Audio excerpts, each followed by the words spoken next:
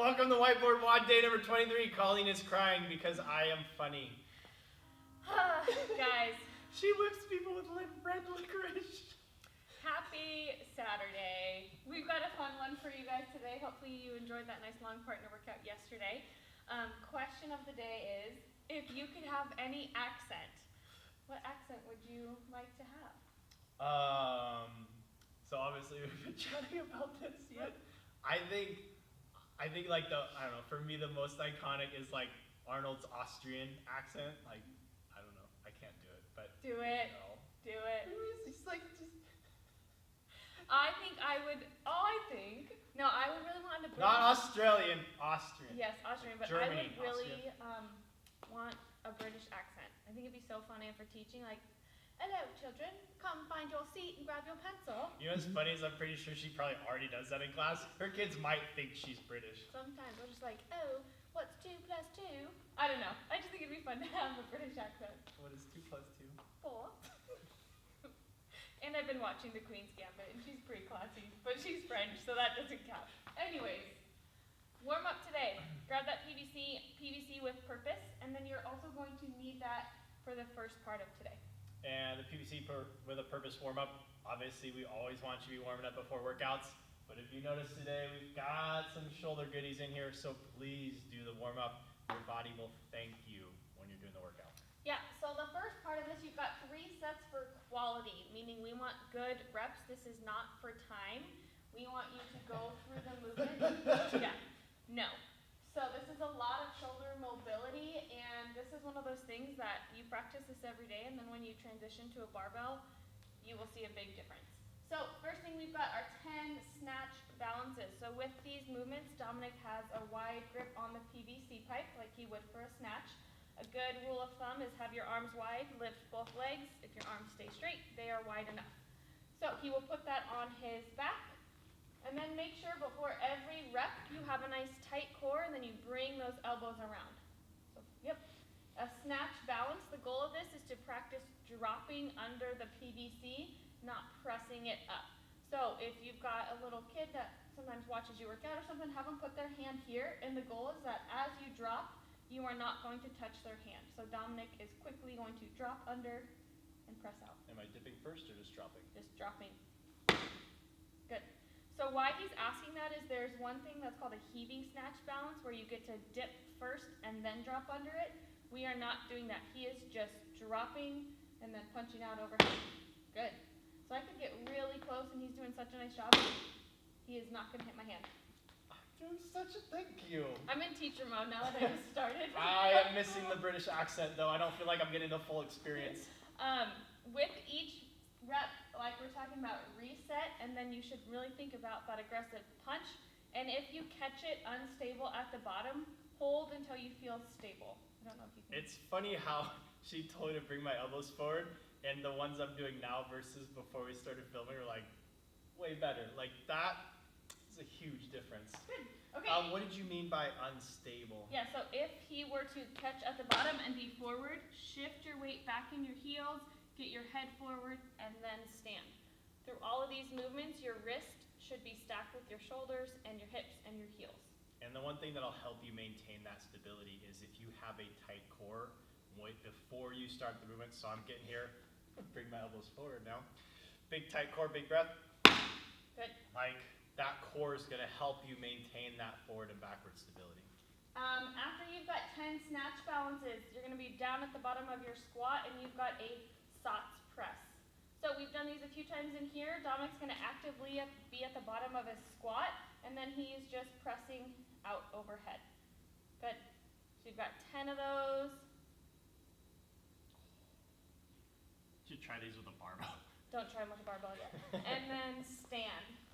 After that, you need to take a few breaths, give your shoulders a break, and then you've got 10 overhead squats. So all 3 movements, his hands should stay about in the same position.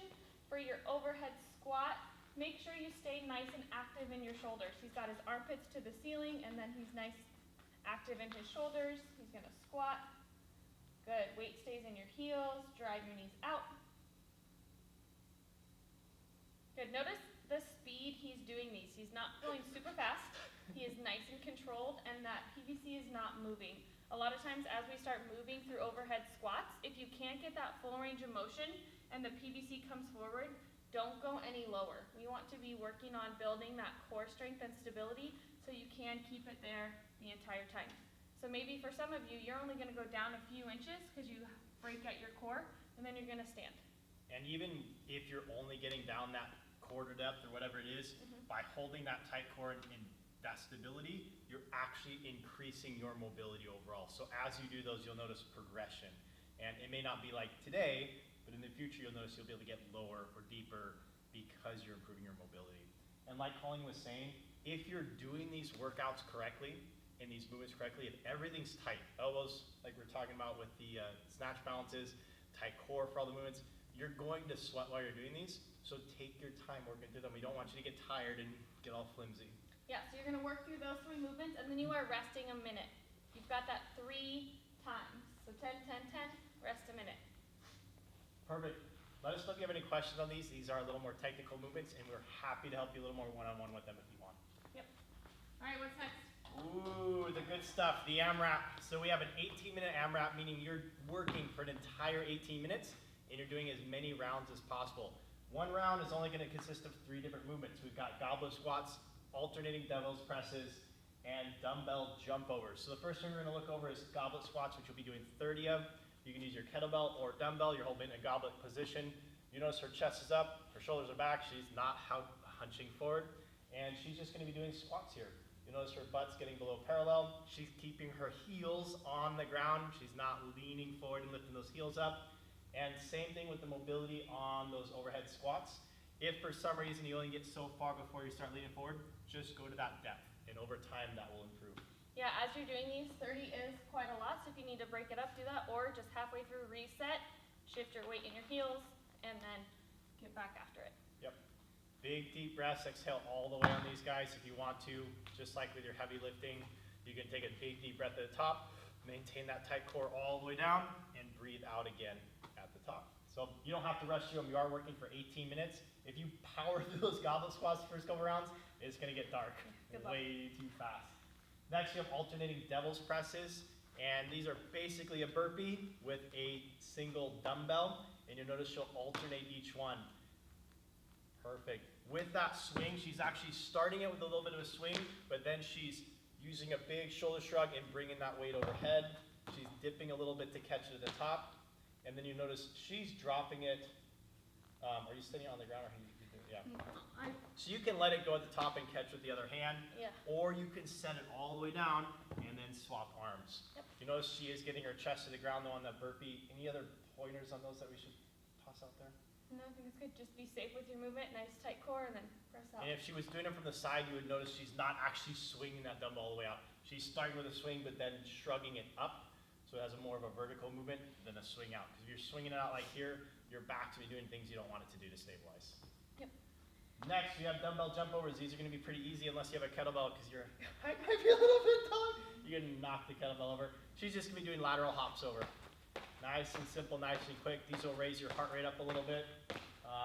But yeah, I would say for the first round or 2 of this, go probably slower than you would for the rest of the workout, but find a good pace where you can get your heart rate up, but then maintain that heart rate. We don't want you to go balls out in that first round because it'll get really dark and it's going to slow down way too much. We don't want that. Yeah, and then 14 is one of those numbers on the devil presses where 10 you're comfortable, 14 is iffy. Try and go unbroken on those. So nice steady pace. Keep moving through all those because you do get a rest with your hops. Yeah, when she says try to go unbroken, she's not meaning hammering them out either. No.